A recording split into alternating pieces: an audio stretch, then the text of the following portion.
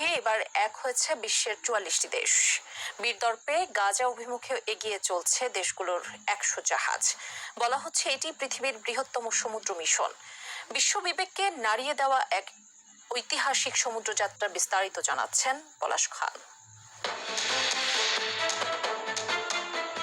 অনেক হয়েছে ধৈর্যের পরীক্ষা। জুলুমবাজ ইসরায়েলের সীমাহীন অত্যাচারে, রক্তাক্ত ফিলিস্তিনিদের আর্তনাদে কেঁপে উঠেছে বিশ্ববিবেক। আর কোনো পরোয়া নেই, যা হবে দেখা যাবে। অত্যাচারে ইসরায়েলের রক্তচক্ষু উপেক্ষা করে ইউরোপ থেকে গাজা অভিমুখে যাত্রা শুরু করেছে এক বিশাল নৌবহর। ক্ষুধার্ত, তৃষ্ণার্ত এবং রক্তাক্ত গাজাবাসীর জন্য মানবিক সহায়তা পৌঁছে দিতেই এই বিশাল সমুদ্রযাত্রা, যেখানে অন্তত ৪৪টি দেশের প্রতিনিধি এবং প্রায় ১০০ জাহাজ একত্রিত হয়েছে। সংগঠকরা এই অভিযানকে বিশ্বের বৃহত্তম সমুদ্র মিশন হিসেবে আখ্যা দিয়েছেন। এই নৌবহরের প্রথম অংশে ডজন খানেক ছোট আকারের জাহাজ রয়েছে, যা চিকিৎসক, মানবিক কর্মী, স্বেচ্ছাসেবী এবং জরুরি সাহায্য সামগ্রী বহন করছে। নৌবহরটি গেল ৩১ আগস্ট স্পেনের বন্দর থেকে যাত্রা শুরু করেছে এবং ৪ সেপ্টেম্বর তিউনিসিয়ায় গিয়ে দ্বিতীয় দলে যোগ দিয়েছে। গ্লোবাল সুমুদ ফ্লোটিলার তথ্য মতে বিশ্বের ৬টি মহাদেশের বিভিন্ন দেশ এই সমুদ্র যাত্রায় অংশ নিচ্ছে, যার মধ্যে রয়েছে স্পেন, অস্ট্রেলিয়া, ব্রাজিল, দক্ষিণ আফ্রিকা এবং ইউরোপের বিভিন্ন দেশ।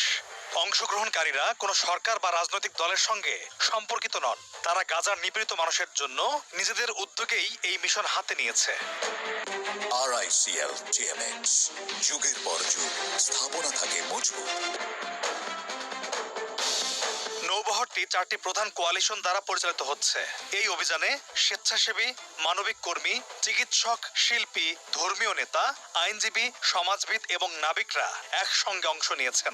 অবশেষে সবাইকে একত্রিত করতে পেরেছে বিশ্ব মানবতা, বিবেকবোধ এবং এক অভিন্ন লক্ষ্য, গাজায় অবরোধ ও গণহত্যা বন্ধ হোক। বার্সেলোনার প্লাকা ডেল রেইতে মিডিয়া ব্রিফিংয়ে জানানো হয়েছে, নিরাপত্তার কারণে নির্দিষ্ট জাহাজ ও বন্দরের তথ্য প্রকাশ করা হবে না। তবে প্রায় ৩,০০০ কিলোমিটার পথ সম্পন্ন করতে ফ্লোটিলার প্রায় ৭ থেকে ৮ দিন সময় লাগবে বলে ধারণা করা হচ্ছে। ফ্লোটিলা হলো একটি নৌবহর যা খাদ্য, ওষুধ ও অন্যান্য জরুরি সামগ্রী সংগ্রহ করে সংকটাপন্ন অঞ্চলে পৌঁছে দেয়। যখন বিমান বা স্থলপথ বন্ধ বা অনিরাপদ থাকে, তখন এই ধরনের অভিযান পরিচালিত হয়। ইসরায়েল ২০০৭ সালের পর থেকে গাজার আকাশ ও জলসীমা কঠোরভাবে নিয়ন্ত্রণ করছে, যা পণ্য ও মানুষের চলাচলকে সীমিত করেছে। তাই গাজার অবরোধ ভাঙতে এবং মানবিক সহায়তা পৌঁছে দিতে এই ফ্লোটিলা সমুদ্র পথে এগিয়ে যাচ্ছে। পাশাপাশি একটি শক্তিশালী বার্তা দিচ্ছে যে অবরোধ অবিলম্বে শেষ হতে হবে। পলাশ খান, ATN নিউজ।